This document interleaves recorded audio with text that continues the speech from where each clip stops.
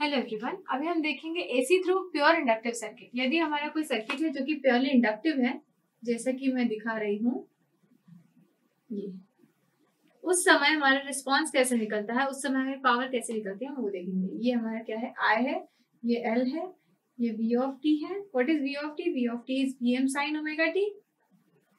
ठीक, तो in this case यहाँ से यदि करंट फ्लो होता है, हम देखते हैं V इज इक्वल टू क्या दिया है हमको, V of T is equal to V M sine omega T. ये V सीधा किसने कहा अप्लाई हुआ है? इंडक्टर पे। इंडक्टर की क्रॉस वोल्टेज क्या होता है? VL इज इक्वल टू क्या होता है? L D I by D T. तो हम बोल सकते हैं यहाँ पे V is equal to V M sine omega T, VL is equal to, या यही कहे V जो है वो यहाँ अपियर हो रहा है, it is equal to L D I by D T. तो हम इन दोनों को इक्वेट कर सकते हैं क्योंकि पैरेलल में है, दोनों पैरेलल में वोल्टेजेस जो होंगे वो बराबर होंगे। तो L D I by D T is equal to V M sine omega T. क्या मैं इसको बोल सकती हूँ, D I is equal to V M by L sine omega T T T. Integrate करती हूँ मैं इसे दोनों तरफ से, मुझे क्या मिलेगा? I of T is equal to V M by L sine omega T D T. I of T is equal to V M by L minus cos omega T by omega. Omega को बाहर ले लेती हूँ तो ये क्या हो जाएगा? Omega L. Omega L is equal to क्या होता है? एक्सएल, या एक्सएल इज इक्वल टू क्या होता है? Omega L. तो मैं इसको क्या बोल सकती हूँ? It is equal to minus V M by XL cos omega T. Cos omega T को मैं क्या लिख सकती हूँ? It will be equal to V M by XL sine, minus cos है ना, माइनस कॉस ओमेगा टी को मैं क्या लिख सकती हूँ? Sine of omega T minus pi by 2। ये क्या है? मेरा करंट है। अच्छा, ये करंट है और वोल्टेज क्या है? ये है। इसका मतलब करंट एंड वोल्टेज की वेवफॉर्म कैसी होना चाहिए? ये यदि मेरा वोल्टेज है, ये ओमेगा टी है, यहाँ 90, यहाँ 90, तो मेरा करंट कैसा होगा? करंट मेरा ऐसा होगा, यहाँ पे पीक आएगा इसका, यहाँ पे इसका पीक आएगा। ये आपका आई ऑफ टी है, ये क्या है? वी ऑफ टी, ये वाला। ये क्या है? Maximum value V M. ये क्या है? I M. ये क्या है? 0। ये क्या है? Pi by 2। क्यों? क्योंकि दोनों के बीच का एंगल कितना है? Pi by 2। और ये माइनस है, इसका मतलब करंट बाद में स्टार्ट हो रहा है। करंट बाद में स्टार्ट हो रहा है, इसलिए हमने इसको इस तरह से 0, इसका जो होगा कहाँ से स्टार्ट होगा? 90 डिग्री के, 90 डिग्री पे इसका 0 स्टार्ट होगा। ठीक, यहाँ अगर पाई बाय 2 रखा तो क्या होगा? 0। पाई बाय 2 से ये 0 से स्टार्ट हो रहा है। ठीक, तो हमारा करंट कैसा हो गया? I of T is equal to, actually क्या हो जाएगा? इसको मैंने बोल दिया आई एम। करंट की वैल्यू मैक्सिमम कब होगी? जब ये पार्ट मेरा यूनिटी होगा, और जब ये पार्ट यूनिटी होगा तो आई एम, इसको हम किस तरह से लिखते हैं? I M omega T minus pi by 2, where I M is equal to क्या है? I M is equal to V M by XL. Current की मैक्सिमम वैल्यू क्या होगी? Maximum value of voltage divided by XL. मतलब XL यहाँ पे देखा जाए रिएक्टेंस कैसा काम कर रही है? पिछली बार हमने देखा था वी एम बाय आर होती थी, यहाँ पर क्या है? वी एम बाय एक्सएल, मतलब रेजिस्टेंस जैसा काम कर रहा है। लेकिन क्या हो रहा है यहाँ पर फेज डिफरेंस आ रहा है।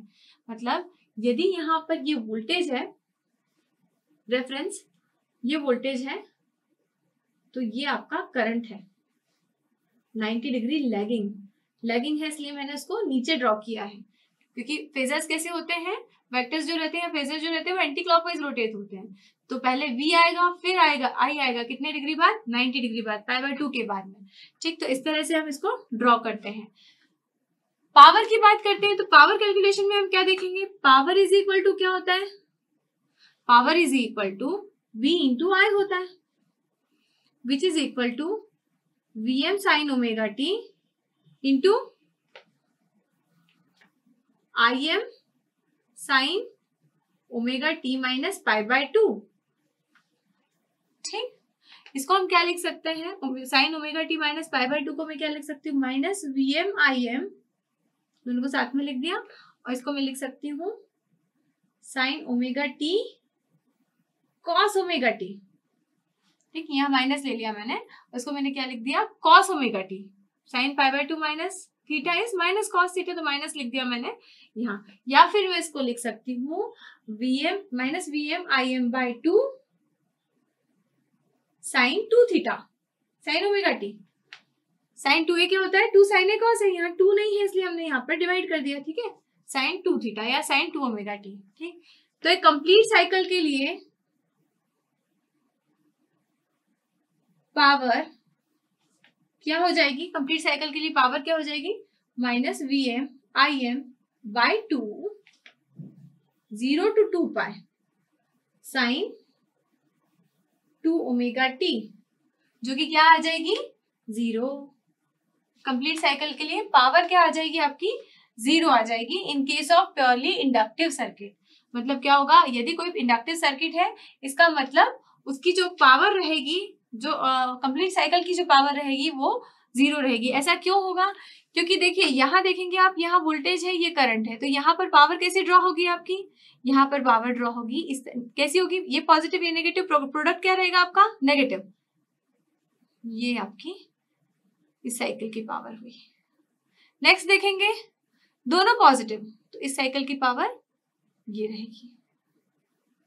नेक्स्ट देखेंगे करंट पॉजिटिव वोल्टेज नेगेटिव, फिर यहाँ पे आपकी नेगेटिव पावर रहेगी।